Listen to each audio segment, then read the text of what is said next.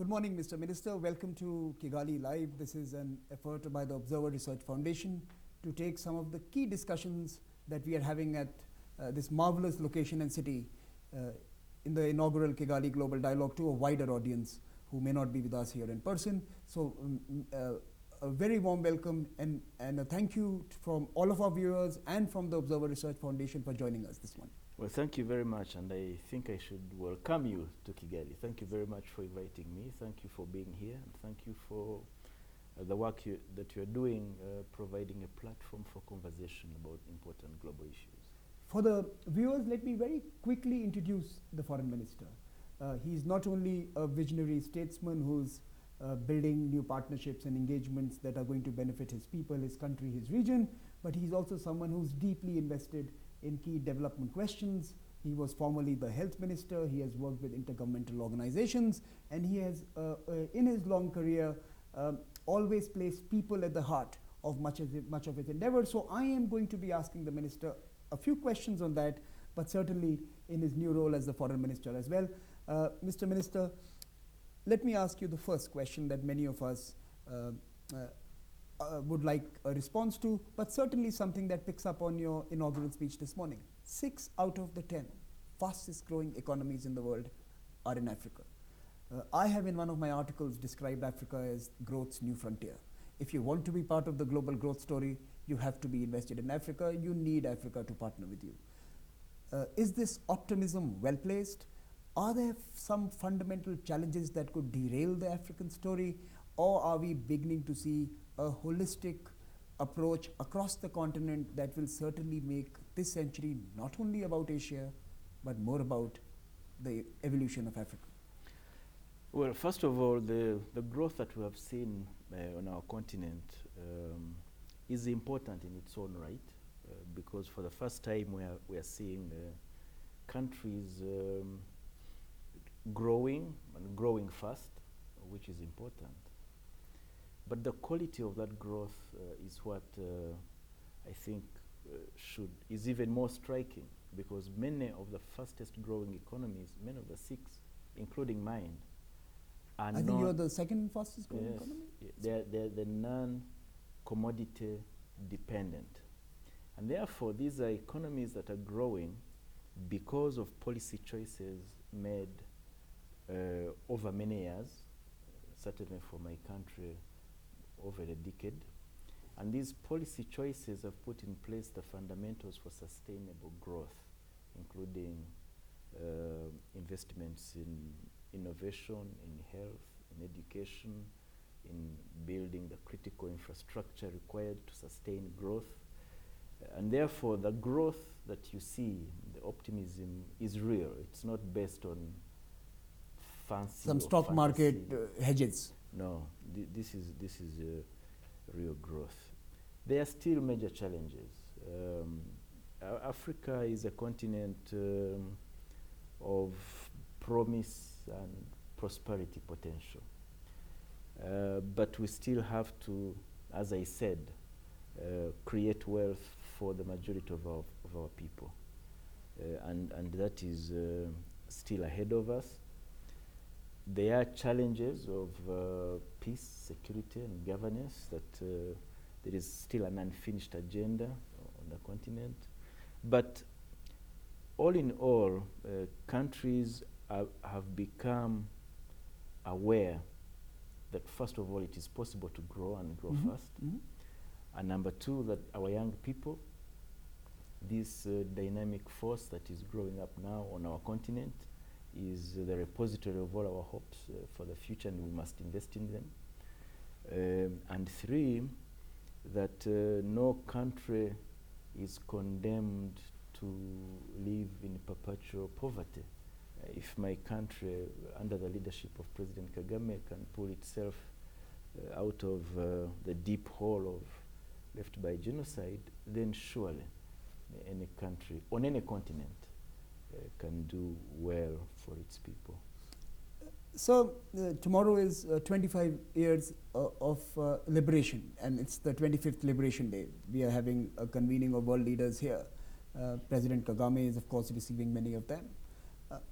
On President Kagame's leadership, on your own vision, what are the key sectors or areas that you believe will allow Rwanda to become the service and the ideas capital, the innovation capital of Africa? Which are the big projects that you're investing in? What are the kind of partnerships, global partnerships, that you're creating for those? Well, thank you for your kind words about my country and about President Kagame.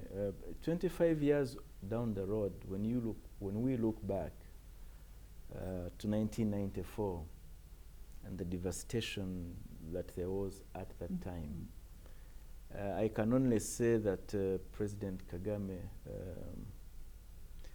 looked at what was and simply refused to see it. He chose to see what could be, what this country could be.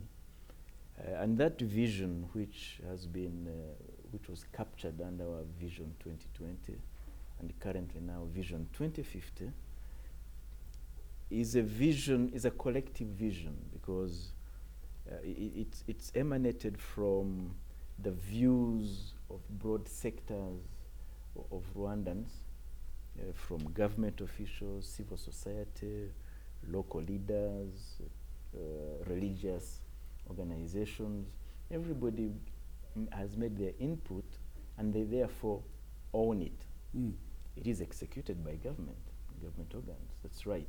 But the vision is owned by the Rwandan people. And the pillars of our vision are critical. One, of course, is peace and security, because Correct. There is no way one can develop without peace and without security. And the peace and security is also a collective undertaking by the Rwandan people. We've invested in many sectors. As I said, made investments in our people, health, education, because we want a healthy, educated workforce that is able to create the wealth that needs to be created. It is, we have made investments in critical infrastructure, from roads. We're now thinking about rail, but roads, airlines, energy. With more than, we are making major investments in energy and electricity supply. We've made investments in agriculture and agro-processing. We're making investments in manufacturing. A number of companies are setting up shop here, manufacturing in different sectors, from textiles to automobiles, to ICT, and so on. But all this is being done in a manner that safeguards our environment. Therefore, for us, climate change and managing our environment is critical for us. It's not about only creating wealth for our people, but also preserving the quality of that life that they have living in Rwanda. And finally, it's a vision that is based on regional and continental integration, because we're a land-linked country. And you're uniquely positioned. You speak French, you speak English, now Swahili is the third language in schools. Yes, and we want to learn as many as we can. Maybe we'll speak Chinese and some other things. So regional integration for us is critical to both develop the markets that we require, the value chains that our industry needs, and access to the sea and other markets. So let me ask you my final poser this morning on this particular aspect. Some in the country I come from, India, and other parts of the developing world believe that we are facing a tough external environment.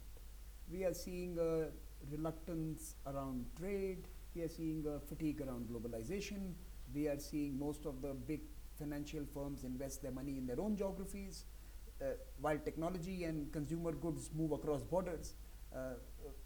Trade and finance are still favoring a certain set of stakeholders, and those stakeholders are becoming more partisan. They are becoming more inclusive rather than integrated. How do countries like Rwanda, like India and others, who have to grow in this moment when there are tech wars, trade wars, new power arrangements emerging. How do we, and certainly you as the foreign minister, navigate this new landscape so that your growth and your people's aspirations can continue to be sustained? As a foreign minister, that must be something that is. Yes, well, for my country, and I'm sure for many other African countries, we have never had a favorable global environment. Never. We've never known it. It's sad but true. It's what has happened. We didn't have it in the 80s. We didn't have it in the 90s. We don't have it now. So what the rest of the world is waking up to is a reality we have lived ourselves all the time. And therefore,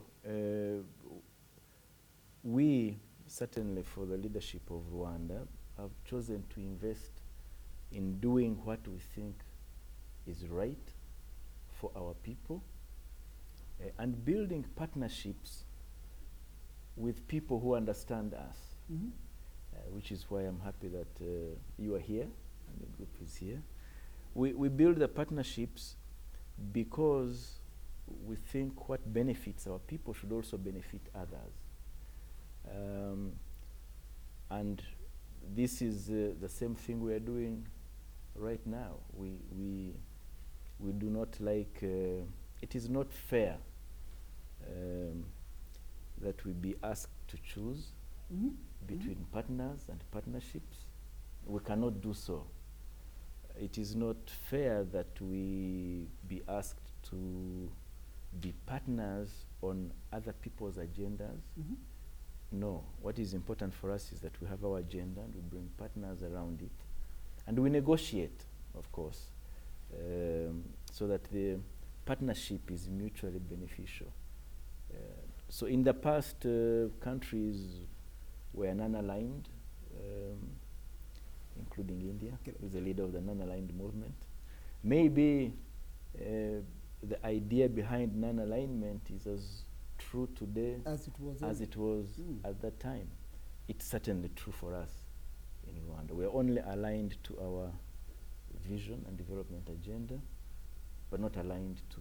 or as some in India put it, it's now the age of multi-alignments, that you have to choose multiple partners for multiple different purposes. That has been true for us all the time. You have to choose between, you have to have partnerships among governments, you have partnerships with the private sector, you have partnerships with universities, research centers. So it's for us, it has always been a world of multiple partnerships. The challenge for us has always been to get our voice heard among these partnerships and convince our partners to join us on our Has that changed agenda. recently? Do you believe people are now more attentive to views coming out of Rwanda and other countries? I hope so. Certainly, we will not shy away from continuing to making those views known and to listening to the views of others, because it's a two-way. I think the challenge we have in this world is that sometimes there are people who think that they have an ordained right, a divine vision to speak, and the rest of us must listen. No, we think that there must be a dialogue. We will talk and listen, and they should be able to also listen. So, Paul Kagame, your president, and your people have large supporters in India. I mean, our Prime Minister himself is a great friend of your president and a well-wisher of the country. Since our headquarters is now located in India, my last request would be for you to share some thoughts on the bilateral between India and Rwanda, and what is it that we are doing and what more can be done together? Well, India is a very important development partner for Rwanda. Not only today, even in the past. Some sectors of our industry developed because of the presence of and actions of Indian entrepreneurs, from our textiles to other areas of our economy, to ICT. we have a very vibrant government-to-government relationship. We, as you correctly said, Prime Minister Modi and President Kagame share a vision of empowering their people to develop and develop fast.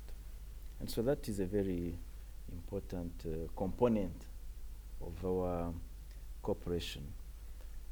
But most importantly, we're beginning to see interest from Indian entrepreneurs.